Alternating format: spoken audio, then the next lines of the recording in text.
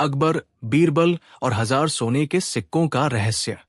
उस दिन बादशाह अकबर सुबह से ही बेहद परेशान थे। दिल्ली के तख्त पर बैठे, माथे पर शिकन और हाथ में एक भारी भरकम लोहे का ताला लगा संदूक था। सारे दरबारी अचरज में पड़ गए। क्या हुआ? बादशाह इतने गंभीर क्यों? अकबर ने आक्रोश से कहा, दरबारियों, मेरे खजाने से 1000 सोने के सिक्के गायब हो गए हैं। सब दंग। 1000 सोने के सिक्के, यानी पूरी दिल्ली के एक महीने के खर्च के बराबर। अकबर ने संदूक की ओर इशारा किया। ये वही संदूक है जिसमें सिक्के रखे जाते थे। ताला टूटा नहीं, चाबी भी सुरक्षित, लेकिन सिक्के गायब। बीरबल ने हल्की सी मुस्कान के साथ कहा, जहांपना, यह मामला साधारण नहीं है। यहां चोर से ज्यादा मामला दिमागी चाल का है। अकबर बोले, तो बीरबल, पूरा दरबार तुम्हारे भरोसे है। इस रहस्य को तुरंत सुलझाओ। बीरबल संदूक के पास गए। ताला देखा, बिल्कुल सुरक्षित। चाबी अपनी जगह और अंदर एकदम खाली। बीरबल ने पूछा, जहांपना, आखिरी बार सिक्के किसने गिने थे? अकबर बोले, मेरे 3 भरोसेमंद कर्मचारी। 1 शाही मुनीम, 2 खजांची, 3 शाही रसोइया, क्योंकि वो रोज मानक वजन से तराजू मिलाता है। बीरबल चौंके। रसोइया? अकबर बोले, हां, वो गुप्त वजन का विशेषज्ञ है। बीरबल ने सिर झुकाया। समझ गया, मामला वजन और संतुलन का जरूर होगा। मुनीम आया, दुबला पतला, आंखों में घबराहट। बीरबल ने पूछा, तुमने सिक्के गिने? मुनीम बोला, हां हुजूर, और सब ठीक थे। बीरबल ने कहा, और किसने छुआ? मुनीम बोला, बस खजांची ने एक बार देखा था। यहां बीरबल की आंखें चमकी। खजांची आया, मोटा, तोंद निकला हुआ, लेकिन चेहरे पर आत्मविश्वास। बीरबल ने पूछा, चाबियां कहाँ रहती है?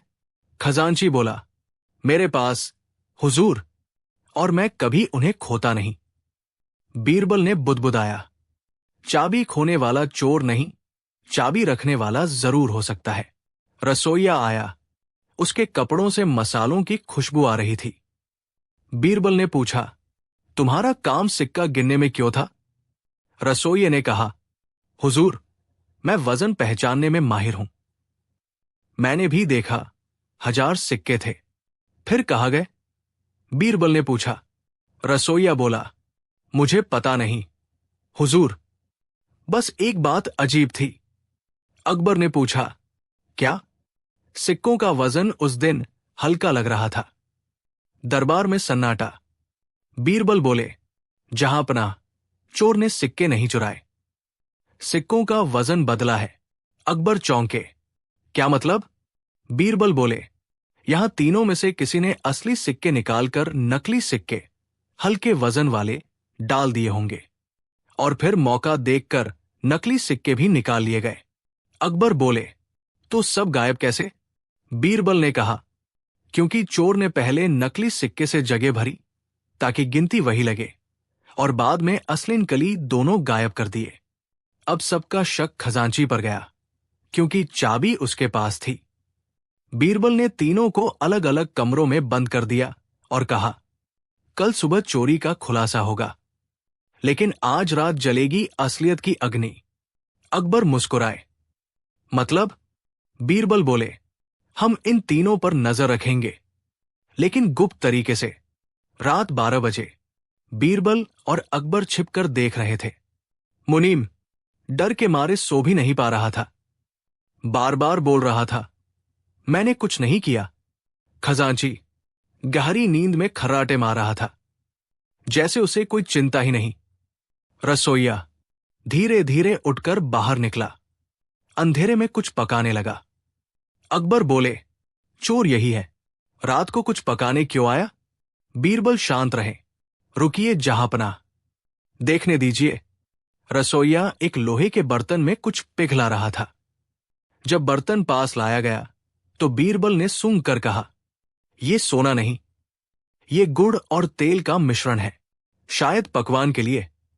रसोइये ने डरते हुए कहा, हुजूर, मुझे नींद नहीं आती, मैं रात को मीठा खाता हूं। अकबर ने राहत की सांस ली, लेकिन बीरबल गंभीर थे। सुबह होते ही तीनों को दरबार में बुलाया।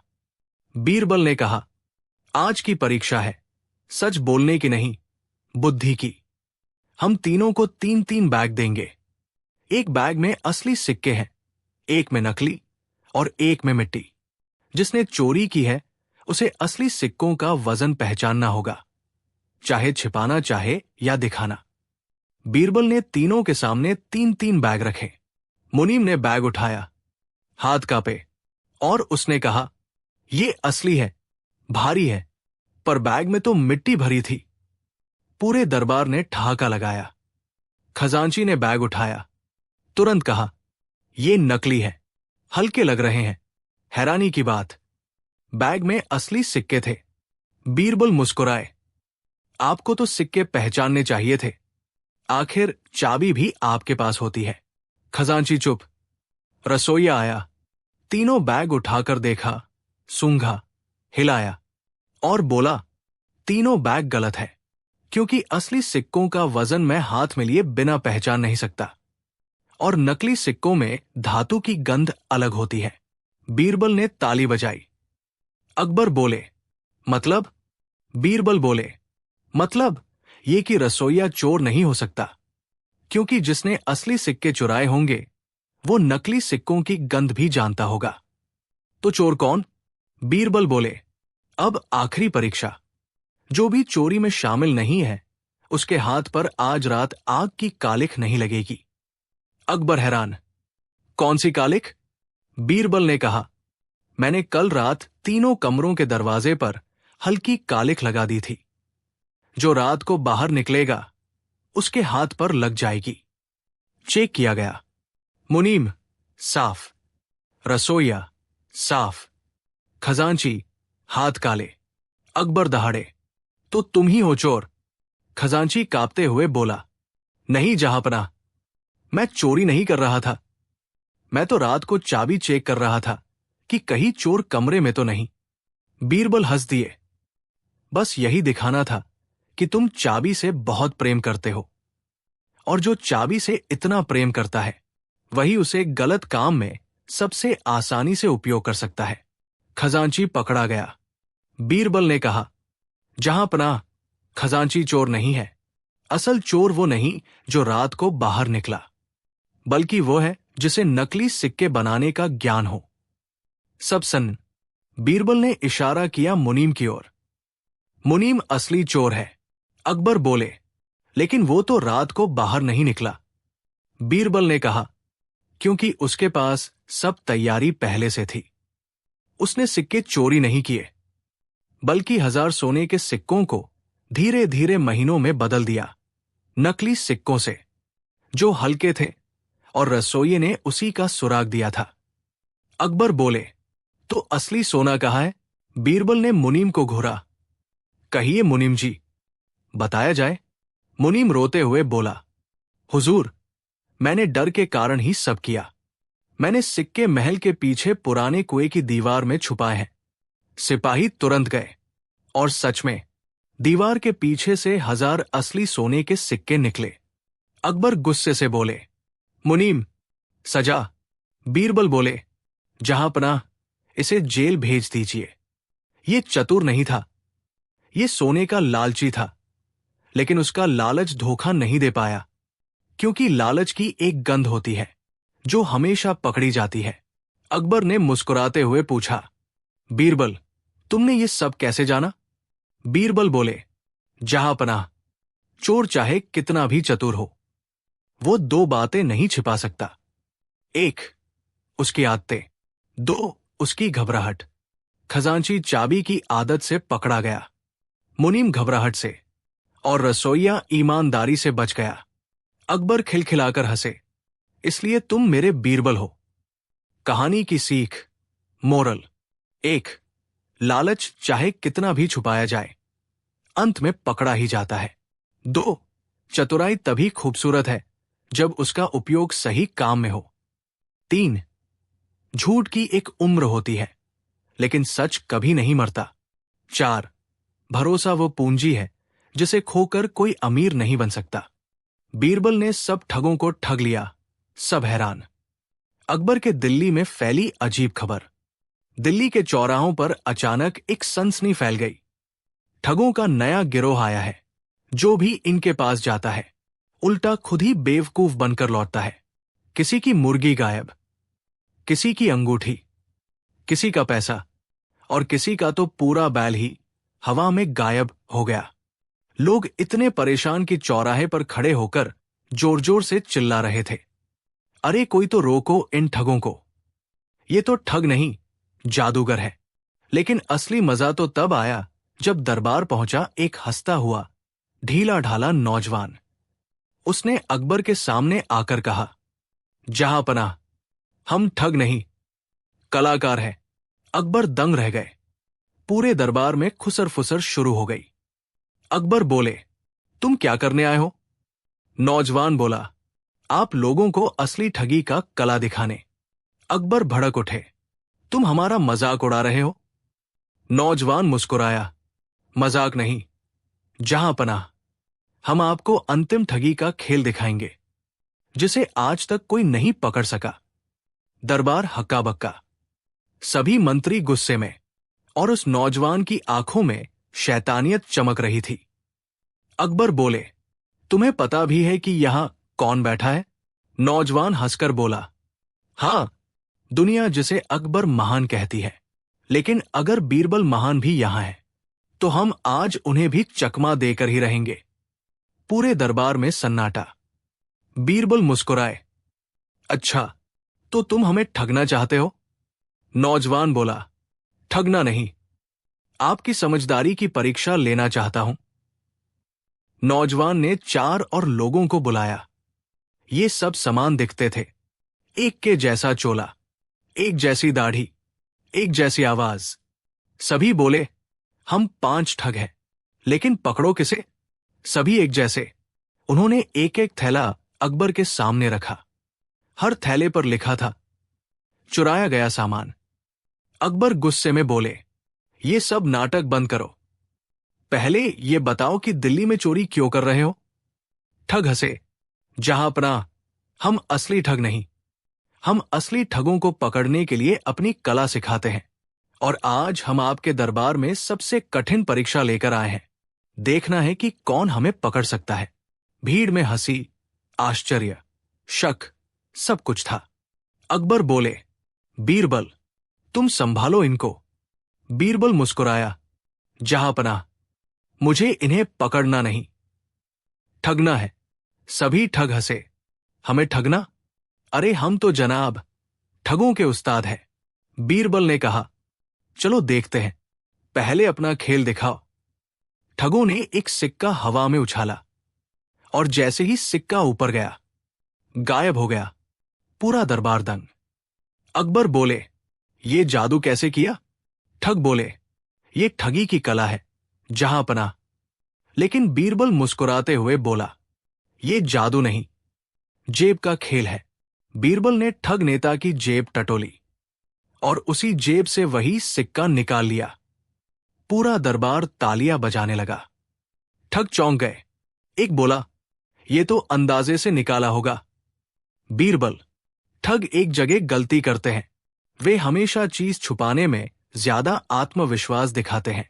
अब एक ठग ने कहा, मैं 3 बातें बोलूंगा, 2 झूठ होंगी, 1 सच। पकड़ो कौन सा सच है। उसने कहा, 1, मेरे पास राजा के खजाने की चाबी है। 2, मैंने आज सुबह बीरबल के घर से केले चुराए। 3, मैंने पिछले हफ्ते बादशाह का घोड़ा चुराया था। पूरा दरबार चकरा गया। कौन सी बात सच? पर बीरबल हंस पड़े, जहां पनाह, सच तो बहुत आसान है। अकबर बोले, कैसे? बीरबल ने कहा, सच वही है जिसे बोलने में डर नहीं लगता, और झूठ वह है जिसमें पकड़ने का डर छिपा होता है। फिर ठग की आंखों में देखकर बोले, सच है, तुमने मेरे घर से केले चुराए। ठग चौंक गए। उनके साथी एक दूसरे को देखने लगे। बीरबल बोला, क्योंकि खजाने की चाबी तुम जैसे को कौन देगा? और बादशाह का घोड़ा, वो तो कोई चुरा ही नहीं सकता। ठगों ने हंसते हुए स्वीकार किया। बीरबल, तुम तेज दिमाग हो। अब ठगों ने असली चाल चली। उन्होंने कहा, हम 5 थैले रखते हैं, एक में सोना है, बाकी 4 में पत्थर। थैले एक जैसे। बोल, ढूंढो कौन सा सोने वाला है। पूरा दरबार हैरान। अकबर बोले, बीरबल, ये मुश्किल है। लेकिन बीरबल मुस्कुराया। उसने धीरे से सभी थैलों को उठाया और जमीन पर रख दिया। फिर बोला, सबसे हल्का थैला, उसी में सोना है। ठग बोले, क्या? सोना तो भारी होता है। बीरबल हंसा। हां, लेकिन ठग सोना देने की सोचकर डर जाते हैं और अनजाने में उसे हल्का भरते हैं। बाकी थैलों में पत्थर भरते समय तुम लोगों ने ज्यादा जोश दिखाया होगा। बीरबल ने हल्का थैला खोला और उसमें सचमुच सोना था। पूरा दरबार दंग। ठगों के चेहरे उतर गए। बीरबल बोला, अब मेरी एक परीक्षा। जो इसे पार कर ले वही असली ठगों का उस्ताद होगा। ठग उत्सुकता से बोले, कौन सी? बीरबल बोला, मेरी जेब में कुछ है, बताओ क्या है। ठगों ने अंदाजा लगाया। सिक्का, कागज, छुरी, मोती, कुंजी। बीरबल बोला, गलत। ठग बोले, तो फिर क्या है? बीरबल बोला, तुम सबकी समझदारी। ठग, क्या? बीरबल जेब से छोटा आईना निकालकर बोला, ठग तभी सफल होते हैं जब सामने वाला मूर्ख हो। लेकिन मैंने तुम्हें पहले ही ठग लिया था, क्योंकि तुम मुझे ठगने के लिए आए थे। और ठग हमेशा वहां हार जाता है जहां कोई उसे पहचान ले। पूरा दरबार तालियों से गूंज उठा। ठग नेता बोला, बीरबल, तुमने हमें नहीं, हमारी ठगी को ठग लिया।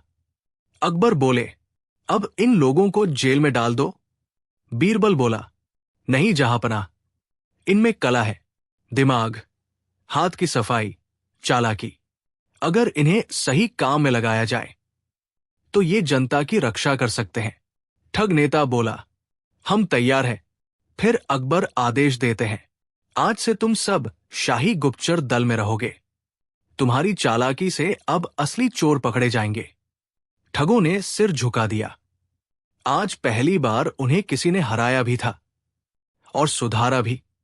कहानी का मोरल, ठग ठगी से जीतता है, लेकिन बुद्धिमान उसकी ही ठगी को ठगकर जीत लेता है।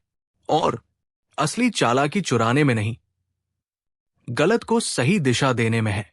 मूर्ख से पाला पड़े तो सावधान रहना। दिल्ली में फैली अजीब मुसीबत। एक सुबह दिल्ली में पता नहीं कहां से एक मूर्ख, बेढंगा, अजीब हरकतों वाला आदमी आ गया। नाम था मंगू हलवाई का भाई, पंगू। पंगू का दिमाग इतना टेढ़ा था कि बिना किसी बुरी नियत के भी लोग उसके कामों से परेशान हो जाते। कभी नदी में नाव समझकर लोगों के कपड़े तैराते हुए ले जाता, कभी गाय को बड़ा कुत्ता कहकर खूंटे से खोल देता, कभी बाजार में चीनी के ढेर को बर्फ समझकर अपने सर पर डाल लेता। लोग परेशान, बाजार परेशान, यहां तक कि दिल्ली की सड़कें भी उससे परेशान। सबने मिलकर एक ही बात कही, पंगू से पाला पड़े तो बस भगवान बचाए। एक दिन इतनी शिकायतें पहुंची कि अकबर ने क्रोधित होकर कहा, आज ये पंगू मेरे सामने लाया जाए, देखता हूं कौन सा तूफान है ये। दरबार में पंगू को लाया गया। वो आते ही बोला, जहांपनाह, बढ़िया महल है, किसके घर से चुराया?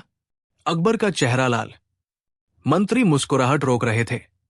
पंगू बिना सोचे विचारे बोला, ये आपके कपड़े? लगता है किसी अमीर भिखारी के होंगे। अकबर का माथा ठनक गया। सब डरे, अब तो बस मौत पक्की। पर तभी बीरबल ने इशारा किया, जहांपनाह, इसे समझने की जरूरत है, सजा देने की नहीं। मूर्ख को दंड नहीं, दिशा चाहिए। अकबर बोले, तो तुम संभालो बीरबल, देखते हैं तुम्हारा दिमाग पंगू से कैसे जीतता है। बीरबल बोले, ठीक है जहांपनाह, आज एक दिन पंगू मेरे साथ रहेगा। शाम को फैसला करूंगा कि इसे क्या करना चाहिए। पंगू बोला, वाह, मैं बीरबल के साथ घूमूंगा। तुम तो बहुत चालाक हो। चलो आज तुम्हें मैं समझदार बनाता हूं। दरबार में हंसी का धमाका। बीरबल पंगु को लेकर सड़क पर निकले। अचानक पंगु एक बैल की ओर भागा और चिल्लाया, बचो बचो, सिंह आ गया। बीरबल बोले, अरे मूर्ख, ये सिंह नहीं, बैल है। पंगु बोला, नहीं, ये सिंह है। क्यों? क्योंकि दाढ़ी है, पूंछ है और गुस्सा भी। बीरबल ने कहा, ये बैल है, सिंह नहीं। पंगु बोला, अगर ये बैल है तो फिर लोग इसे क्यों नहीं पकड़ रहे? बिल्ली तो पकड़ लेते हैं। बीरबल हंसते हुए बोले, तुम दुनिया को अपने हिसाब से क्यों देखते हो? पंगु बोला, क्योंकि दुनिया मेरी मानती नहीं, तो मैं दुनिया को ही अपना मान लेता हूं। थोड़ा आगे जाकर पंगु ने कुएं में झांककर चिल्लाया, बीरबल, पानी में आग लगी है। बीरबल दौड़े। कुएं में सूरज की रोशनी पड़ रही थी, जिससे पानी चमक रहा था। पंगु बोला, देखो, लाल लाल पानी जल रहा है, जल्दी बुझाओ। बीरबल बोले, ये आग नहीं, सूरज की परछाई है। पंगु बोला, अच्छा, तो सूरज भी पानी में रहता है, तो फिर दिन में ऊपर कौन है? उसका जुड़वा भाई। बीरबल का माथा पकड़ लिया। गली में पहुंचकर पंगु ने एक दुकान से केले उठाए और खाने लगा। बीरबल बोले, ये चोरी है। पंगु बोला, अरे मैं तो ले रहा था, पर पैसों से तो 2 बार परेशान होना पड़ता है। पहले जेब से निकालो, फिर दुकानदार को दो। बीरबल, तो मुफ्त में ले लेना ठीक है।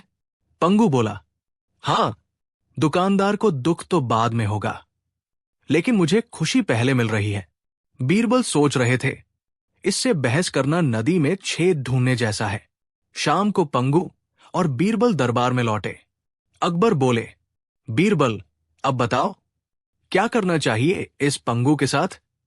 बीरबल मुस्कुराए, जहांपनाह, आज मैंने सीखा, मूर्ख से लड़ना यानी अपने दिमाग को खुद चोट पहुंचाना। लेकिन हर मूर्ख के अंदर किसी न किसी काम का हुनर भी होता है। अकबर, तो समाधान? बीरबल बोले, पंगु को दिल्ली के खोया पाया विभाग का अधिकारी बना दो। अकबर चौंके, वो क्यों? बीरबल, क्योंकि ये खुद चीजें खोता है और जहां देखेगा वहां पाएगा। सब दरबार में ठहाके। पंगु बोला, वाह, मुझे सरकारी नौकरी, मैं हर खोई चीज ढूंढूंगा, चाहे किसी की हो या न हो। बीरबल धीरे से बोले, और इससे कम से कम नुकसान होगा, फायदा ज्यादा। अकबर ने आदेश दिया, आज से पंगु खोया पाया विभाग का अधिकारी। पूरा दरबार तालियों से गूंज उठा। कहानी का मोरल, मूर्ख से बहस मत करो, वो तुम्हें अपने स्तर पर ले जाकर अनुभव से हरा देगा, और मूर्ख को सजा नहीं, सही दिशा दो, वो परेशानी से काम की चीज बन सकता है। हंसी की दुकान। अकबर बीरबल की लंबी मजेदार मस्तकहानी। दिल्ली की गलियों में एक अजब अफवाह फैल रही थी। एक ऐसी दुकान खुली है जहां हंसी बेची जाती है और खरीदार रोते हंसते बाहर आते हैं। पहले किसी ने विश्वास नहीं किया, पर जब लगातार लोग कहते दिखे कि वहां से खरीदी हंसी पेट पकड़ पकड़कर हंसाती है, तो बात शाही महल तक पहुंची। अकबर ने जब सुना कि कोई सामान्य दुकानदार जनता को हंसी बेचकर अमीर हो रहा है, तो वो चौंक गए। अकबर, बीरबल, क्या सच में ऐसी दुकान खुली है? बीरबल ने मुस्कुराकर कहा, जहां जनता है वहां अजीब दुकानें, अजीब लोग और अजीब चालें हमेशा होती है। हुजूर। अकबर, मैं हंसी का सौदा करने वाले को देखना चाहता हूं। चलो भेष बदलकर चलते हैं। दृश्य 1। हंसी की दुकान का रहस्य। अकबर और बीरबल साधारण कपड़ों में नौगंज गली पहुंचे। वहां दूर से एक रंगीन झंडा लहरा रहा था। उस पर लिखा था, हंसी की दुकान, अलाउद्दीन हंसमुख वाला। भाव, हल्की हंसी 2 तांबे, जोरदार हंसी 1 चांदी, ऐसी हंसी जिससे लोग लोटपोट हो जाएं, 1 सोने का सिक्का। अकबर ने दाढ़ी सहलाते हुए कहा, बीरबल, ये तो बहुत भारी रेट है। बीरबल हंसे, महाराज, लोग हंसने के लिए पैसा भी खर्च कर देते हैं, क्योंकि असली हंसी मिलती कहाँ है। भीड़ लगी थी। भीतर से अजीब अजीब आवाजें आ रही थी। हा हा हा, ही, हु। कुछ लोग बाहर आते ही पेट दबाकर बैठ जाते। कुछ कहते, ओफो, क्या हंसी थी भाई। दुकान का मालिक अलाउद्दीन हंसमुख वाला, वो एक लंबा पतला, मूंछों को तिरछा मोड़ने वाला, हमेशा मुस्कुराता आदमी था। अकबर और बीरबल भेष में उससे पूछा, अकबर, आम आदमी बनकर ये हंसी कैसे बेचते हो? दुकानदार, हुजूर, बस खरीद लीजिए, हंसी अपने आप मिलेगी। बीरबल ने आंखें सिकोड़कर दुकान का निरीक्षण किया। एक कोने में लाल पर्दा, पीछे से खिलखिलाने की आवाजें, एक टेबल पर तमाशे वाले खिलौने, एक कोने में खाली बोतलें जिन पर लिखा था हंसी बंद, और एक डिब्बा जिस पर लिखा था सबसे बड़ी हंसी सावधानी से खोले। बीरबल के दिमाग में घंटी बजी। कुछ तो गड़बड़ है। अकबर खरीदते हैं जोरदार हंसी। अकबर बोले, एक जोरदार हंसी दे दो। दुकानदार भीगी बिल्ली जैसी मुस्कान के साथ बोला, एक चांदी देना पड़ेगा। अकबर ने चांदी दी। दुकानदार पीछे गया, एक डिब्बा खोला और अकबर के सामने एक छोटा बंदर छोड़ दिया, जो अचानक उछलकर अकबर की दाढ़ी खींचने लगा। भीड़ ठाका मारकर हंस पड़ी। अकबर खुद हंस नहीं पाए, पर बाकी सब हंस पड़े। अकबर, कठोर आवाज में, ये क्या मजाक है? दुकानदार ने नम्रता से कहा, हुजूर, आपने जोरदार हंसी खरीदी थी, हंसी तो सबको आए ना। अकबर गुस्से से लाल। बीरबल पेट पकड़ कर हंस रहे थे। अकबर, बीरबल, ये तो धोखा है, ये जनता को बेवकूफ बना रहा है। बीरबल, शायद, पर अभी पूरी बात नहीं समझी। दृश्य 2, सबसे बड़ी हंसी का रहस्य। अब बीरबल ने कहा, दुकानदार साहब, हम वो सबसे बड़ी हंसी खरीदना चाहते हैं। सब लोग हके बके। अकबर फुसफुसाए, बीरबल, क्या कर रहे हो? बीरबल, महाराज, रहस्य खुल जाएगा। दुकानदार बोला, उसकी कीमत है एक सोने का सिक्का। बीरबल ने सोने का सिक्का निकाल दिया। दुकानदार उन्हें लाल पर्दे के पीछे ले गया। वहां अंधेरा था, सिर्फ एक स्टूल रखा था। दुकानदार ने कहा, यहां बैठ जाए, बाकी सब मैं संभाल लूंगा। बीरबल बैठे ही थे कि ऊपर से पानी की बाल्टी उनके सिर पर गिर गई। भीड़ ठहाका मारने लगी। अकबर दंग। बीरबल पानी से भीगे हुए बैठे थे और दुकानदार जोर जोर से चिल्ला रहा था, देखिए, सबसे बड़ी हंसी। खुद बीर, मेरा मतलब खुद ग्राहक भी हंस देगा। बीरबल धीरे से उठे। अकबर गरज उठे, ये क्या बेहुदगी है? तुम लोगों को धोखा दे रहे हो। दुकानदार बोला, हुजूर, मैंने किसी को जबरदस्ती हंसी नहीं बेची। जो पैसा देकर हंसने आता है, वो खुद ही हंसना चाहता है। दृश्य 3, असली चालाक कौन? बीरबल ने कहा, अकबर मियां, इस आदमी की सबसे बड़ी चाल ये नहीं कि ये तमाशा दिखाता है। इसकी असली चाल ये है कि लोग इसे खुद धोखा खाने आते हैं। अकबर ने चौंक कर कहा, मतलब? बीरबल ने समझाया, जहां लोग मूर्खता में मजा ढूंढते हों, जहां लोग खुद ठगे जाने की हंसी बन जाए, वहां दुकानदार चतुर नहीं, खुद जनता मूर्ख होती है। फिर बीरबल दुकानदार की तरफ मुड़े, लेकिन तुम एक गलती कर रहे हो। दुकानदार घबरा गया। कौन सी गलती साहब? बीरबल ने मुस्कुराकर कहा, तुम्हारी दुकान का नाम गलत है। तुम हंसी की दुकान नहीं चलाते, तुम मूर्खता बेचने की दुकान चलाते हो। लोग खुद पैसे देकर अपनी ही मूर्खता देखने आते हैं। दुकानदार अवाक, भीड़ अवाक। सबको एहसास हुआ, वो असल में अपनी बेवकूफी का तमाशा देखने आए थे। दृश्य 4, जनता का जागना। अब लोग बोलने लगे, सच में, हम बिना सोचे पैसे दे रहे थे, हम खुद ठगे जाने आए थे, ये तो हमारी ही हंसी उड़ाता था। भीड़ गुस्से में दुकान तोड़ने लगी। दुकानदार भागने लगा, पर बीरबल ने रोक दिया। रुको, गलती दुकानदार की कम और जनता की ज्यादा है। सब रुक गए। बीरबल का अंतिम न्याय। बीरबल बोले, जो व्यक्ति बिना समझे पैसा खर्च करे, जो खुद ही मूर्खता का तमाशा बनने जाए, वो दूसरों को दोष नहीं दे सकता। इसलिए दुकानदार को दंड नहीं, जनता को चेतावनी दी जाती है कि हंसी खरीदने नहीं जाया करते, हंसी खुद से पैदा करो, न कि अपनी बेवकूफी से। सब सहमत हुए। दुकानदार को बीरबल ने सलाह दी कि वो असली मनोरंजन सिखाए, जैसे बच्चे बूढ़ों को हंसाने के नाटक, कहानी, चुटकुले, ना कि मूर्खता बेचने का धंधा। दुकानदार ने दुकान का बोर्ड बदल दिया। हंसी की नहीं, खुशी की दुकान। महल लौटते हुए अकबर बोले, बीरबल, तुम भीगे हुए अच्छे लग रहे हो। बीरबल ने कहा, महाराज, हंसी का असली मूल्य यह है कि इसमें कभी कभी भीगना भी पड़ता है। अकबर हंस पड़े, और मुझे मेरी दाढ़ी का भीगा बदला जरूर लेना है। दोनों खिलखिलाते हुए महल लौटे। कहानी का मोरल, सीख। मूर्खता को मनोरंजन मत समझो। जो बिना सोचे समझे पैसा, समय या विश्वास खर्च करते हैं, वे सबसे पहले खुद को ही ठगते हैं। हंसी खरीदी नहीं जाती, अक्ल और सादगी से पैदा की जाती है। बीरबल की तेज बुद्धि और चालाकी का कमाल। दिल्ली की सर्द सुबह थी।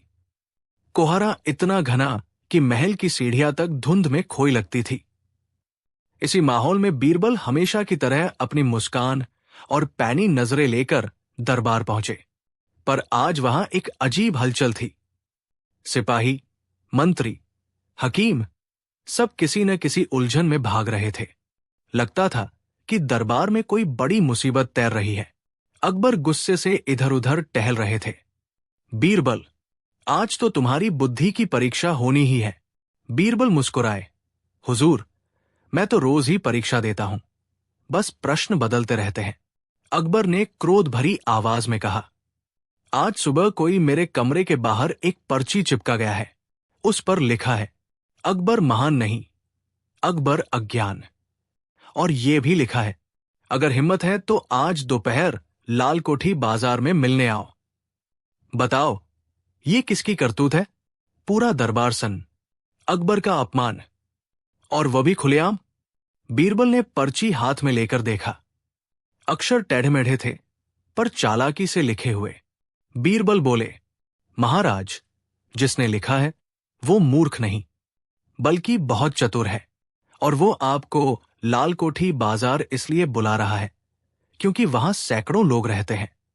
किसी को पकड़ना आसान नहीं होगा। अकबर बोले, बीरबल, आज तुम्हारी तेज बुद्धि का बड़ा इम्तिहान है। अगर इस बदमाश को पकड़ लिया तो तुम्हें इनाम मिलेगा, वरना। बीरबल तुरंत बोल उठे, वरना मेरी दाढ़ी की खाल निकाली जाएगी।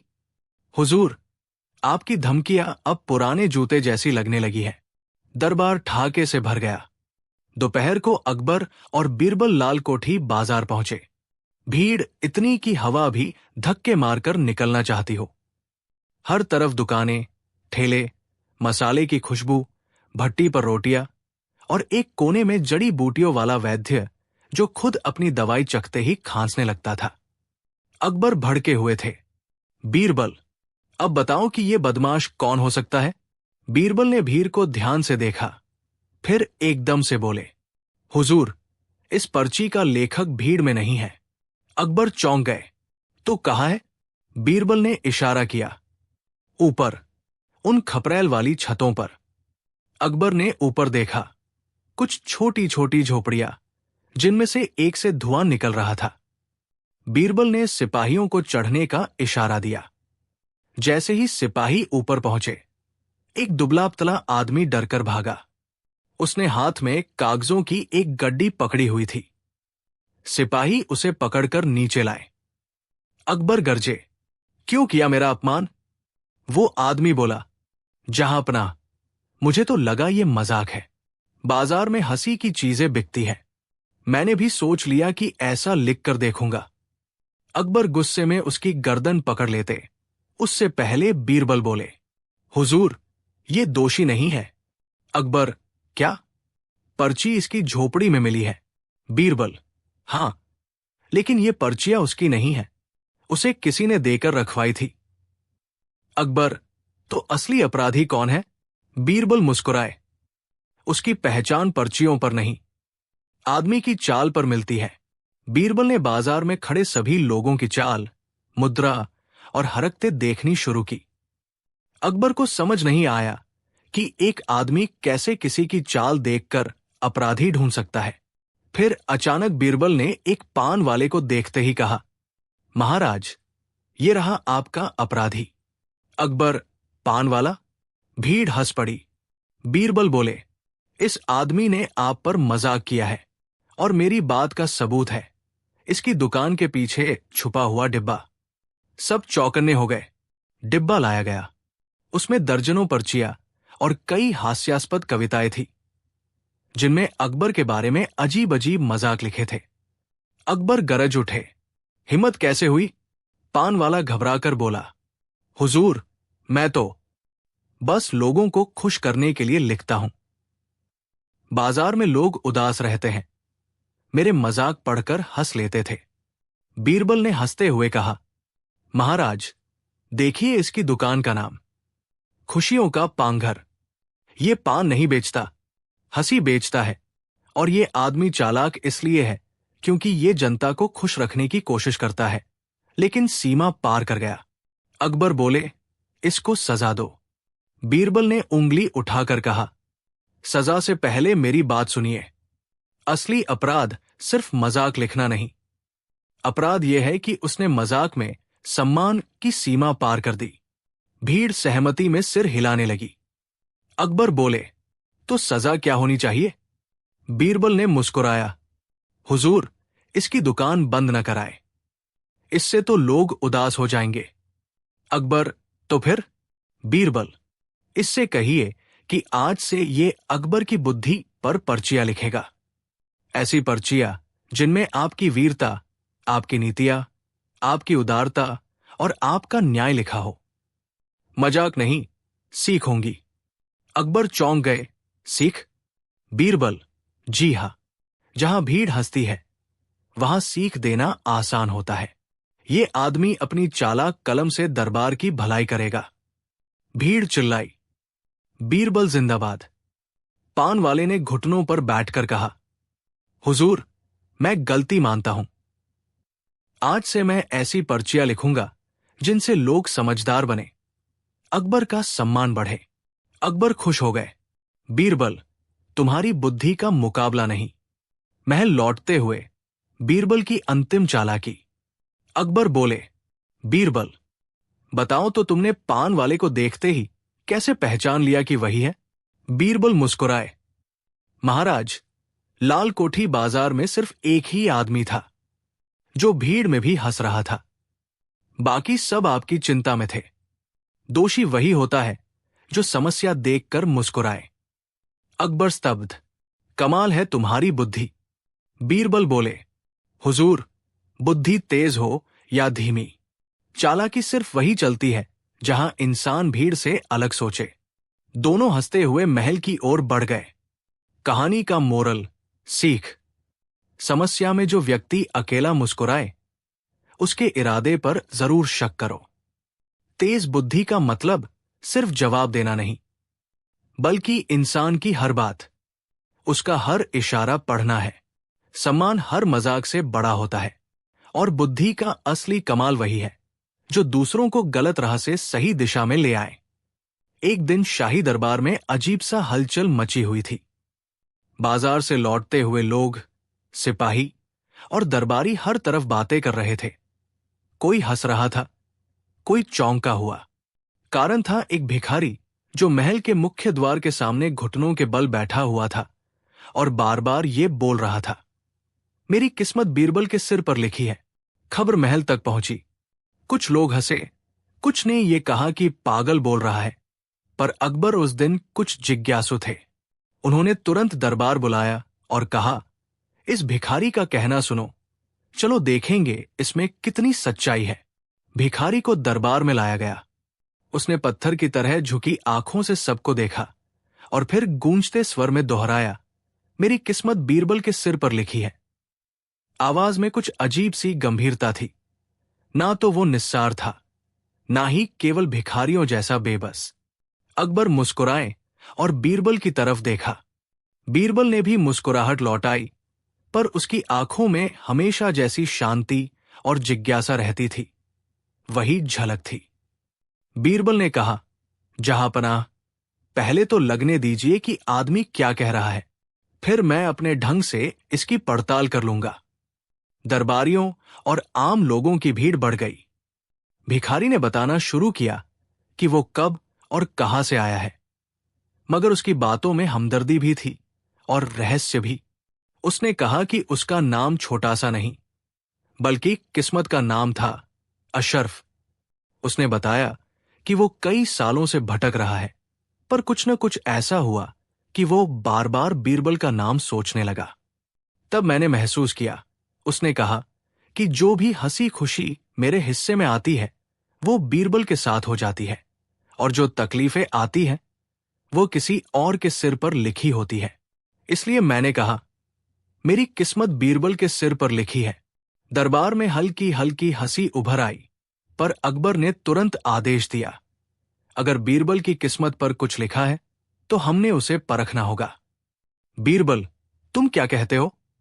बीरबल ने झट से जवाब दिया, जहांपनाह, किस्मत कभी किसी एक सिर पर लिखी नहीं होती, पर अगर लोग ऐसा मानना चाहते हैं तो मैं इस मान्यता की जांच कर दूंगा, पर एक छोटा सा नियम रखूंगा। इस जांच को शालीनता और इंसाफ के साथ करना होगा। अकबर ने हामी भरी और बीरबल ने भिखारी से कहा, तुम्हें दरबार में आकर यही बात करने का साहस किसने दिया? क्या तुम सचमुच मानते हो कि तुम्हारी हम किस्मत किसी और के सिर पर लिखी है? अशरफ ने आंखें भरी और धीमे स्वर में कहा, बीगाने लोग कहते हैं कि किस्मत बदलती है, मगर मेरी किस्मत ने कई बार बीरबल के पैरों में मोक्ष मांगा। मैं कई बार बीरबल के पास गया। जब उसने गरीबों की मदद की, मेरी तिजोरी की चाबी मिल जाती। जब उसने किसी को न्याय दिया, मेरी तन्हाई में सुकून आया। ऐसा बार बार हुआ। इसलिए कहता हूं, मेरी किस्मत बीरबल के सिर पर लिखी है। बीतते हुए लम्हों में दरबार में कुछ लोग सहम गए। क्या किसी के भाग्य का ताल्लुक सचमुच किसी और से हो सकता है? अकबर की निगाहों में खेल सा चिंगारी नजर आई। उन्होंने बीरबल से कहा, अगर तुम ये सिद्ध कर सको तो मैं तुम्हें और कुछ उपहार दूंगा, वरना उस भिखारी को 500 मुद्राएं दे दी जाएंगी। बीरबल ने मुस्कुराते हुए कहा, जहांपनाह, ये चुनौती स्वीकार है। फिर बीरबल ने अपने खास अंदाज में जांच की योजना बनाई, न तो कठोर न ही अपमानजनक। उस योजना में था निरीक्षण, प्रयोग और थोड़ी सी चालाकी, बिल्कुल वे गुण जिनसे बीरबल मशहूर थे। पहला चरण था भिखारी की कहानी की जांच। बीरबल दरबार के बाद रात के अंधेरे में भिखारी के साथ बाहर गया। वे शहर के पुराने गलियों में पहुंचे जहां भिखारी रोजियां मांगता था। बीरबल ने ध्यान से देखा। अशरफ के कपड़े सिर्फ फटे हुए नहीं थे, पर उनमें कुछ विशेष सिलाई और बुनी हुई धागों के निशान थे। ऐसे धागे जो केवल छुट्टी के व्यापारी और कभी कभी छोटे छोटे करदार शाही आयोजनों में इस्तेमाल होते थे। बीरबल ने पूछा, क्या तुम ऐसी खादी कहीं से खरीदते थे जो अलग किस्म की हो? अशरफ ने नम आंखों से बताया कि पहले उसका घर अच्छा था, पर एक धोखे के बाद उसे सब कुछ खोना पड़ा। पर उस दिन से, उसने कहा, मैंने पाया कि जो चीजें मेरी तरफ आती थी वे बीरबल की मदद से आती थी। उसके द्वारा मदद किए गए लोगों से उसकी दी हुई बातें सुनकर मुझे राह मिलती। बीरबल ने सिर हिलाया। यह सीधा सा प्रमाण नहीं था, पर एक पैटर्न सा दिख रहा था। दूसरा चरण था परीक्षण। बीरबल ने कुछ छोटे छोटे परीक्षण तय किए। उसने दरबारियों को कहा कि वे कुछ ऐसी घटनाएं कराएं जो सामान्यतः किस्मत से जुड़ी मानी जाती थी, जैसे कि किसी को अचानक धन मिलना, किसी का खोया हुआ सामान मिलना, या किसी के रिश्ते ठीक होना, और देखना था कि क्या इनमें अशरफ का हाथ दिखाई देगा या नहीं। पहले परीक्षण में बीरबल ने दरबारी को कहा कि वो एक सुनसान बाजार में एक पुरानी चाबी जमीन पर गिराकर चले जाएं। कुछ ही देर में वही चाबी एक सैनिक के पैर के पास मिली और वो सैनिक चौंक कर बोला कि उसने काफी समय पहले अपनी चाबी खो दी थी। भीड़ में एक बूढ़े ने कहा, ये तो किस्मत है। पर बीरबल चुप थे। वे देख रहे थे कि क्या अशरफ इसी चाबी के पास होगा, पर वो वहां नहीं था। चाबी मिलते ही बीरबल के पास बैठे एक नौकर ने बिना बताए चाबी उठा ली और उसे सैनिक को लौटा दी। सब कुछ सामान्य रहा। दूसरे परीक्षण में बीरबल ने निर्दोष ढंग से कहा कि एक दरबारी की पर्स खो गई है और लोग खोजबीन कर रहे हैं। थोड़ी ही देर में एक बाजार दोस्त ने पर्स वापस कर दिया। इस बार भी अशरफ गायब रहा। भीड़ में बातें बढ़ने लगी। शायद भिखारी झूठ बोल रहा था, पर बीरबल फिर भी शांत थे। तीसरा परीक्षण में बीरबल ने कुछ और चतुराई दिखाई। उसने दरबार के एक पुराने वृद्ध को बुलाया और कहा कि उसका पुराना पावन रत्न चोरी हो गया है, पर उसकी वापसी के लिए वो कुष्ठपुत्रिका, एक संकेत, रखता है। रहस्य ये है कि वो रत्न किसी छोटे से गहने के ढांचे के अंदर छिपा हुआ है। बीरबल ने गांव से कुछ दुकानदारों को बुलाया और कहा कि वे बाजार में तरह तरह के गहने रखते हुए देखें कौन उससे जुड़ा हुआ है। भीड़ में अशरफ भी आया, पर उसने कोई कुछ किया नहीं। अचानक एक व्यापारी चिल्लाया कि उसके पास वही खास गहना है। जब खांचा खोला गया तो उसमें वृद्ध का रत्न मिला। भीड़ उत्साहित हुई, पर इस बार भी अशरफ नजर नहीं आया। बीरबल ध्यान से सब कुछ देख रहे थे। उनका अशरफ को लेकर दिमाग कुछ और सोच रहा था। बीरबल ने महसूस किया कि सामान्य किस्मत की घटनाओं में अशरफ का कोई विशेष संबंध नहीं दिखता, पर उसकी बातों में एक अलग सरगर्मी थी। वो बार बार उसी तरह के ऐसे छोटे छोटे मौके का जिक्र कर रहा था जब किसी नेक काम के बाद उसकी किस्मत अच्छी हुई। बीरबल ने सोचा कि शायद ये सिर्फ एक भावनात्मक संबंध है। जब कोई व्यक्ति किसी निश्चय या नेक काम से जुड़ा होता है तो उसके जीवन में सुधार का सिलसिला शुरू हो जाता है। और ऐसा ये मानकर कि किस्मत अब बदल गई, लोग यही कहते हैं कि किस्मत किसी और के सिर पर लिखी है।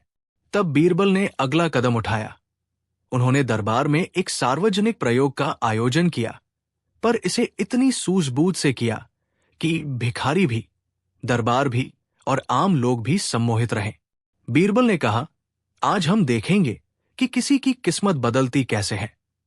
क्या ये केवल संकेतों और मौके से है या फिर ये किसी के सिर पर लिखी होती है।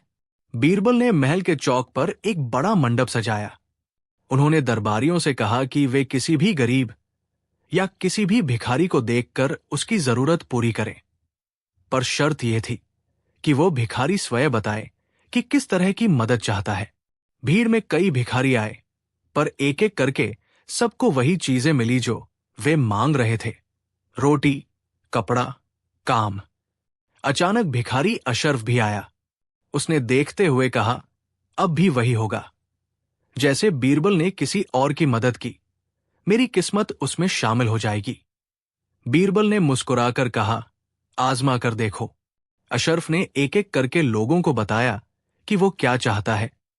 उसे एक किताब चाहिए थी, कुछ दवाई चाहिए थी, और सबसे जरूरी उसे कुछ काम चाहिए था ताकि वो अपने पैर पर खड़ा हो सके। बीरबल ने तुरंत व्यवस्था कर दी। एक स्थानीय हस्तशिल्पी ने उसे काम सिखाने का वचन दिया। एक विद्वान ने उसे पढ़ने की कुछ पुस्तकें दी और एक वैद्य ने दवा दी। कुछ दिनों में ही अशरफ की हालत में फर्क आने लगा। वो न केवल रोजी कमाने लगा, बल्कि लोगों की मदद से उसने कुछ छोटा सा ढांचा भी बना लिया जहां वो सरल वस्तुएं बनाकर बेचता। उसकी खुशी लौट आई। भीड़ ने देखा कि बीरबल के सरकारनुमा कदमों से किसी की किस्मत बदली है। पर क्या यह सचमुच बीरबल के सिर पर लिखी किस्मत का नतीजा था? बीच बीच में बीरबल शहर की गलियों में गया और लोगों से पूछताछ की। उन्होंने कुछ बच्चों से पूछा जिन्होंने कभी अशरफ के साथ खेला था। उन्होंने दुकानदारों से बात की जिन्होंने उसे कभी काम पर रखा था। और सबसे अहम बात, बीरबल ने उस समय के कुछ बुजुर्गों से बात की जब अशरफ का बड़ा नुकसान हुआ था। धीरे धीरे तस्वीर साफ हुई। अशरफ का पहले जीवन में एक छोटा सा व्यापार था, पर उसे बेईमानी से ठगा गया और उसकी जमीन भी छीन ली गई।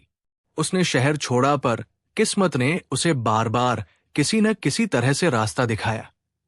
कभी एक अच्छे इंसान से मदद मिली तो कभी किसी ने काम दे दिया। हर बार वो सोचता कि किस्मत बदल गई और प्रत्यक्ष या अप्रत्यक्ष रूप से वो आता जाता रहा। पर यहां असली बात यह थी कि उसकी किस्मत बदलने में लोगों की मदद और उसका खुद का मेहनत भी शामिल था, किसी दूसरे के सिर पर लिखे शब्द नहीं। बीरबल ने एक और चाल चली। उसने दरबार के कुछ प्रमुख लोगों को बुलाकर कहा कि वे एक एक गुना सिक्के से किसी के हाथ बांटकर उनकी किस्मत पर टिप्पणी करें। लोगों को लगा कि यह सिर्फ खेल है, पर बीरबल ने सबको कहा कि हर बार जब वे किसी गुना को किसी गरीब के हाथ में दे, वे उस गरीब को काम, शिक्षा या दवा की पेशकश करें, वरना सिर्फ पैसा देना पर्याप्त नहीं होगा। यही बीरबल का मर्म था।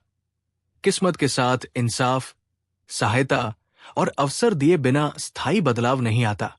कुछ हफ्तों बाद दरबार और शहर में यह बात फैल गई कि अच्छे काम करने से ही किस्मत बदलती है, और किसी एक व्यक्ति के सिर पर किस्मत लिखी होती है ऐसा कोई प्रमाण नहीं मिला।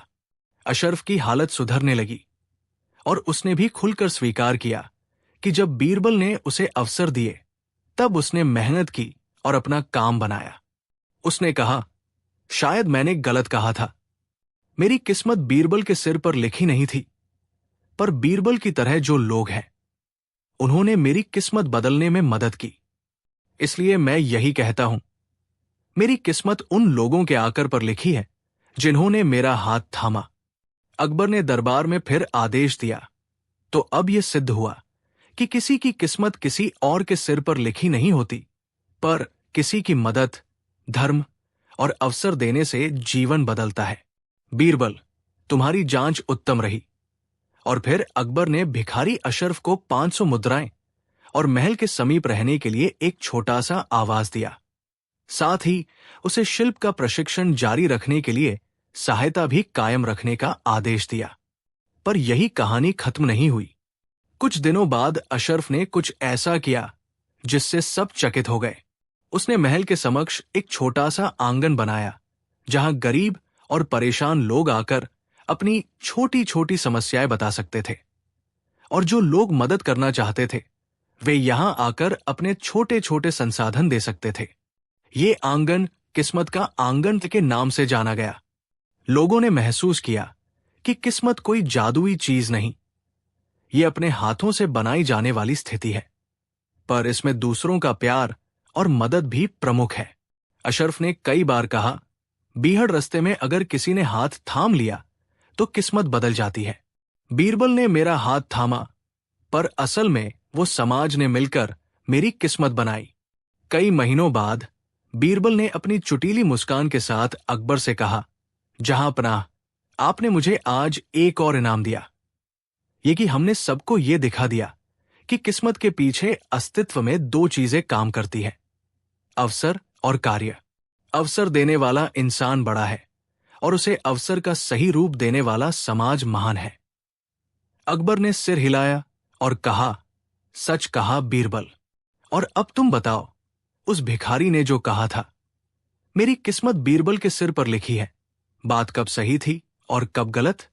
बीरबल की आंखों में फिर वही शांत हास्य था। उन्होंने कहा, वहां पनाह, कभी कभी लोग अपनी किस्मत का श्रेय जिसे लायक समझते हैं उसी पर देते हैं, पर असलियत में वो श्रेय उन लोगों को देना चाहिए जो हाथ बढ़ाते हैं।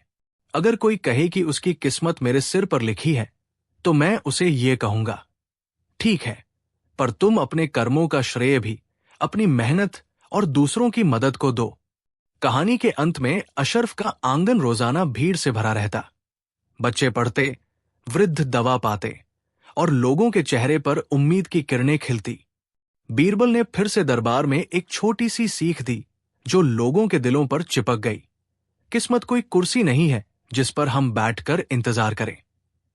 ये एक बगीचा है जिसे हमें मिलकर पानी देना होता है। और मोरल, मूल्य, 1, किस्मत अकेले किस्से या किसी एक व्यक्ति पर नहीं लिखी जाती, वो हमारे कर्मों, परस्पर सहायता और अवसरों के मिलन से बनती है। 2, किसी की मदद करना ही असली भाग्यशाली बनाता है और मदद पाने वाला भी अपना भाग्य खुद बदलने की जिम्मेदारी उठाए। 3. अगर किसी को लगता है कि उसकी किस्मत खराब है तो इंतजार मत करो। हाथ बढ़ाओ, सीखो और मेहनत करो। और अगर तुम कर सकते हो तो दूसरों के हाथ भी थामो। बीरबल की ये छोटी सी जांच और अशरफ की सच्ची मेहनत ने पूरे शहर को यही संदेश दिया। किस्मत को बदलने का असली जरिया इंसानियत है। और बीरबल ने सिर्फ ये दिखाया कि कभी कभी एक छोटी सी सहायता किसी की पूरी दुनिया बदल सकती है। जब बीरबल ने अकबर को बिना पैसों के बाजार भेजा, फतेहपुर सीकरी का वो दिन बड़ा चहल पहल वाला था। सुबह से ही महल के दरबार में अफवाह फैल गई थी कि आज बीरबल कुछ नया करने वाले हैं। दरबारी याद कर करके कांप रहे थे, क्योंकि अक्सर बीरबल का नया मतलब होता था किसी की इज्जत की छुट्टी, किसी की बेवकूफी का पर्दाफाश, या फिर कोई ऐसी घटना जो पूरे महल को हिला दे। लेकिन आज का माहौल कुछ ज्यादा ही हल्का और मजेदार था। संगीतकार सुर मिला रहे थे, सैनिक हंस रहे थे और रसोई में हलवाई जितना मीठा बना रहे थे उतना ही खुद खा भी रहे थे। सबको लग रहा था कि आज कुछ धमाकेदार होने वाला है। तभी दरबार का दरवाजा खुला। बादशाह अकबर अपनी शानदार चाल के साथ अंदर आए। सिर ऊंचा, चेहरे पर शान और आंखों में वही जिज्ञासा जो हमेशा रहती थी। बीच में आकर अकबर ने कहा, मित्रों, आज सुबह मैं सोच रहा था कि आखिर क्यों लोग आम इंसानों की तरह काम नहीं कर पाते? क्यों उन्हें इतने झंझट होते हैं? महल में तो सारे काम आसान लगते हैं। पूरा दरबार ठाका मारकर हंस पड़ा। टोडरमल बोले, हुजूर, आम लोगों की जिंदगी आसान कहाँ होती है? अकबर ने नाक सिकोड़ते हुए कहा, अरे, इतना भी कठिन क्या होता है? जाकर कुछ खरीदो, कीमत दो, सामान ले आओ। इसमें कौन सी समझदारी चाहिए? बीरबल, जो पीछे बैठे बैठे ये सब सुन रहे थे, मुस्कराए। महाराज, बीरबल बोले, क्या मैं कुछ कह सकता हूं? अकबर बोले, जरूर, पर इस बार हंसाने वाली बात मत कहना। हम गंभीर विषय पर चर्चा कर रहे हैं। बीरबल बोले, महाराज, बाजार जाना जितना आसान लगता है उतना है नहीं। आपके पास सब कुछ है, पैसे, सम्मान, पहचान। लेकिन अगर आपको बिल्कुल आम आदमी की तरह भेज दिया जाए, बिना पैसे, बिना पहचान, तब अकबर की भौहें उठ गई। बिना पैसे, बिना पहचान, मतलब मैं किसी आम आदमी की तरह? बीरबल ने मुस्कुराकर कहा, हां महाराज, बिल्कुल।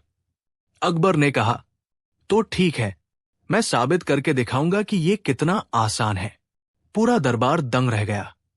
अकबर ने शाही पोशाक उतारी, साधारण किसान जैसे कपड़े पहने और बिना एक भी सिक्का रखे महल से निकल पड़े।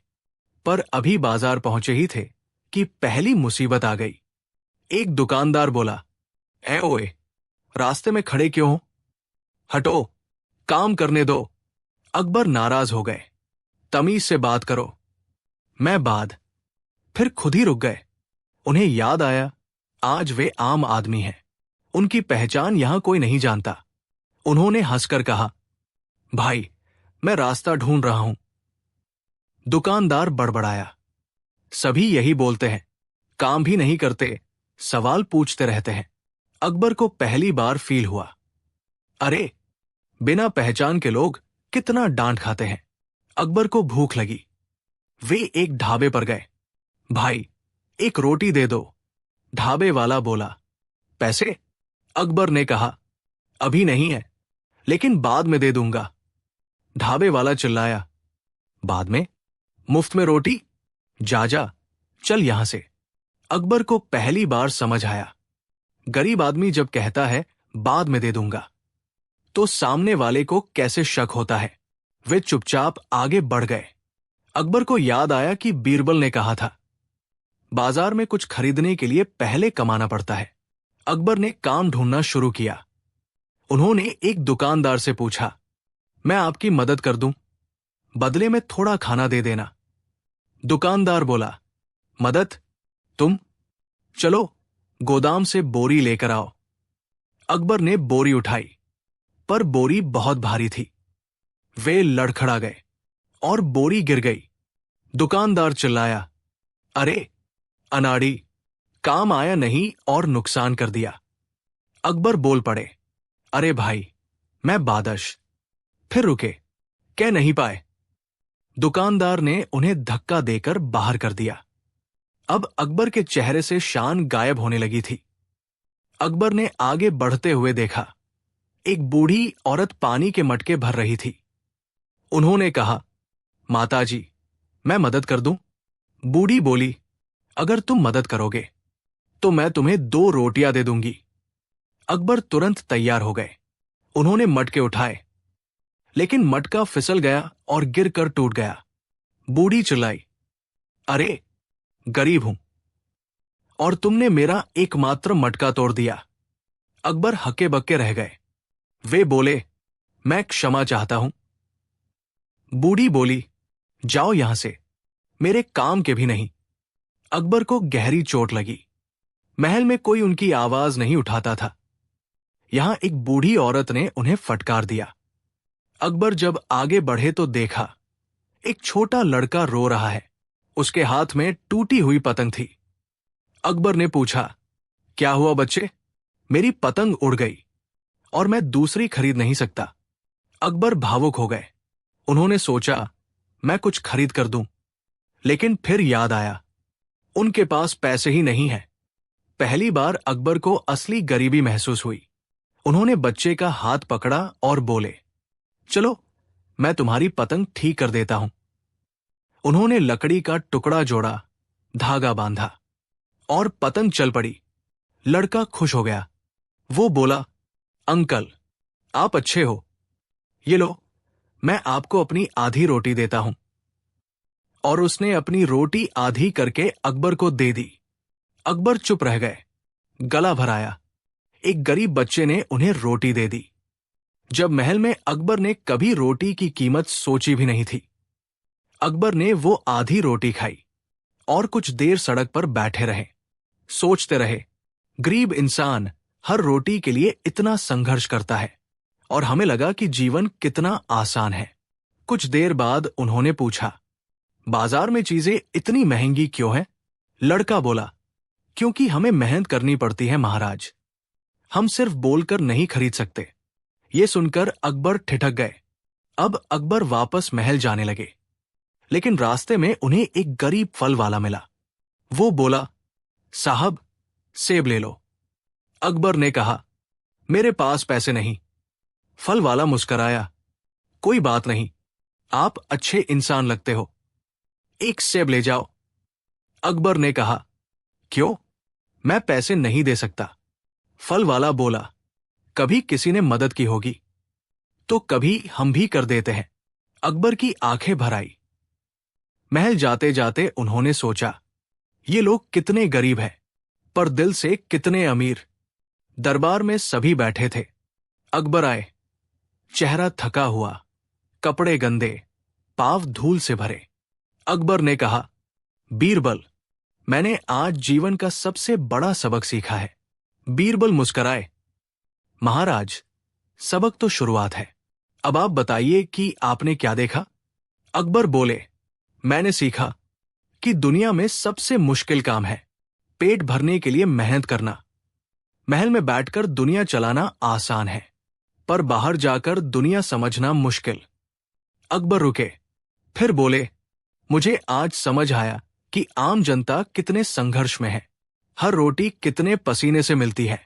बीरबल ने सिर झुकाकर कहा, इसलिए महाराज, आपको बिना पैसे भेजना जरूरी था, ताकि आप समझ सके कि इंसान की सबसे बड़ी दौलत उसका दिल, उसकी मेहनत और उसकी इज्जत होती है। पूरा दरबार शांत था। सभी समझ चुके थे, आज अकबर थोड़ा और महान बन गया है। मोरल बटा सीख, जीवन की असली कीमत महलों में नहीं, बाजार में समझ आती है। पैसे न होने पर दुनिया कितनी कठिन हो जाती है। ये अनुभव हर राजा को होना चाहिए।